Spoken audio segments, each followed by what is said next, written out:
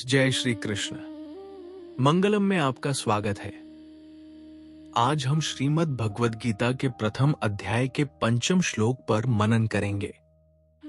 पिछले श्लोक में दुर्योधन ने पांडव पक्ष के कुछ प्रमुख योद्धाओं का उल्लेख किया था। अब वो अपनी सूची को आगे बढ़ाता है और एक एक करके उन वीरों के नाम गिनाता है जो पांडवों की शक्ति और विविधता का आधार थे। ये केवल युद्ध भूमि का वर्णन नहीं है, बल्कि एक ऐसे व्यक्ति के मन की झलक है जो अपने सामने खड़ी चुनौती को गंभीरता से समझ रहा है। क्या अपने प्रतिद्वंदी की ताकत को स्वीकार करना कमजोरी है, या फिर वही एक सफल रणनीति की पहली सीढ़ी है?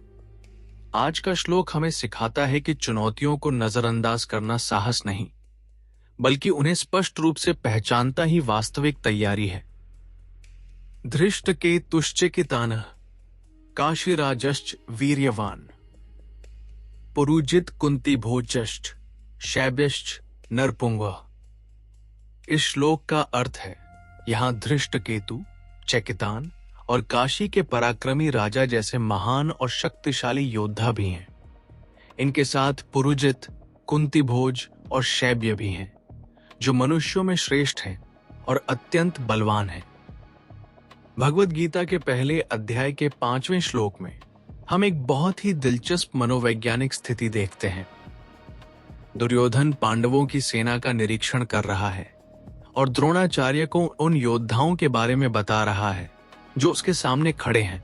यहाँ वो केवल एक भीड़ को नहीं देख रहा, बल्कि वो धृष्टकेतु, चकितान, काशीराज, पुरुजित, कुंती भोज और शैब्य जैसे विशिष्ट नायकों के नाम ले रहा है। ये सूची हमें दुर्योधन की मानसिक स्थिति के बारे में बहुत कुछ बताती है। वो अपने शत्रुओं की शक्ति को कम नहीं आंक रहा है। वीर्यवान और नरपुंगव जैसे शब्दों का उपयोग ये दर्शाता है कि वो उनकी वीरता और श्रेष्ठता को पहचानता है। हमारे जीवन में भी जब हम किसी बड़ी चुनौती का सामना करते हैं तो अक्सर हम घबरा जाते हैं, लेकिन दुर्योधन की तरह अपनी चुनौतियों और उनके पास मौजूद शक्तियों का बारीकी से आकलन करना बुद्धिमानी की निशानी है। ये योद्धा हमारे जीवन की विभिन्न परिस्थितियों के प्रतीक हैं।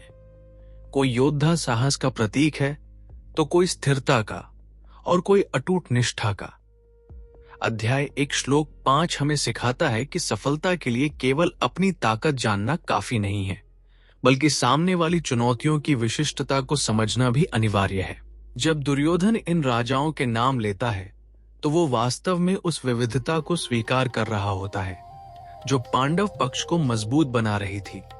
इसी तरह हमारे लक्ष्य को प्राप्त करने के मार्ग में कई तरह की ताकतें काम करती हैं। ये श्लोक हमें सिखाता है कि हम अपनी समस्याओं को एक बड़ी बाधा के रूप में न देखकर उन्हें छोटे छोटे हिस्सों में बांटें और हर हिस्से की अपनी ताकत को समझें।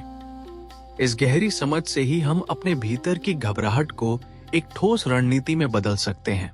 जैसे ही हम इस ऐतिहासिक संदर्भ से आगे बढ़ते हैं, हमें ये समझ आता है कि ये नाम केवल इतिहास नहीं है, बल्कि ये आज के युग में हमारी रणनीतियों और आत्ममंथन के लिए एक मार्गदर्शिका है।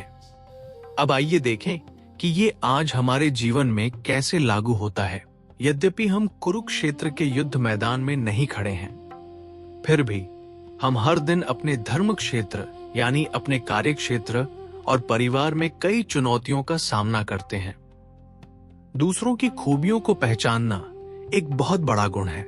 जब आप अपने सहकर्मियों या प्रतिस्पर्धियों की विशिष्ट क्षमताओं को स्वीकार करते हैं, तो आप वास्तव में अपनी समझ को गहरा कर रहे होते हैं।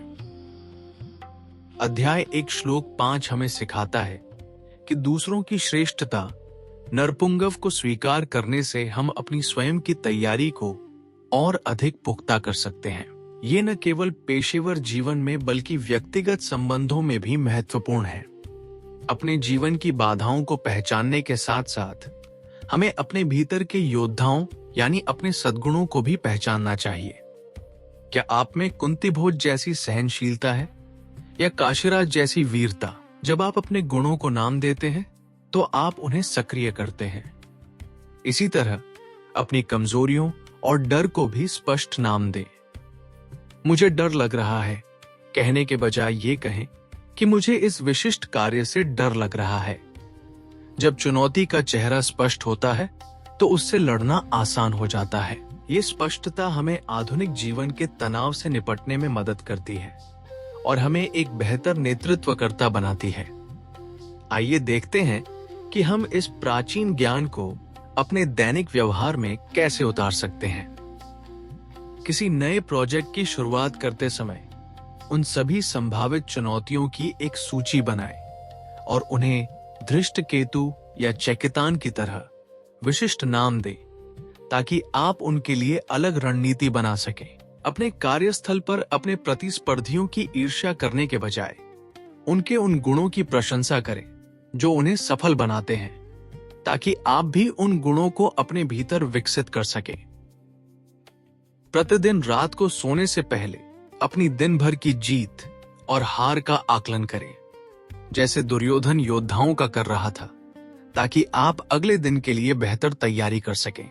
जब आप किसी कठिन परिस्थिति में हो तो उन लोगों को याद करें जो आपके सहायक योद्धा हैं, मित्र, परिवार, गुरु, और उनकी विशिष्ट शक्ति को पहचानकर उनसे सही परामर्श लें।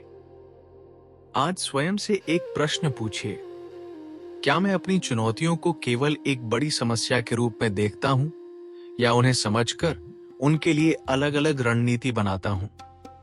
क्या मैं दूसरों की क्षमताओं से डरता हूं या उनसे सीखने का प्रयास करता हूं?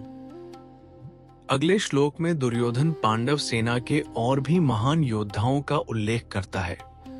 हम देखेंगे कि वो बार बार अपने विरोधियों की शक्ति पर क्यों ध्यान दे रहा है और ये उसके मन की स्थिति के बारे में क्या बताता है। यदि आज का ये मनन आपके जीवन में कुछ नया प्रकाश लेकर आया हो तो इस आध्यात्मिक यात्रा में हमारे साथ बने रहिए। अगले श्लोक में फिर मिलेंगे। तब तक अपने जीवन में धर्म, करुणा और सत्य का प्रकाश बनाए रखिए। जय श्री कृष्ण।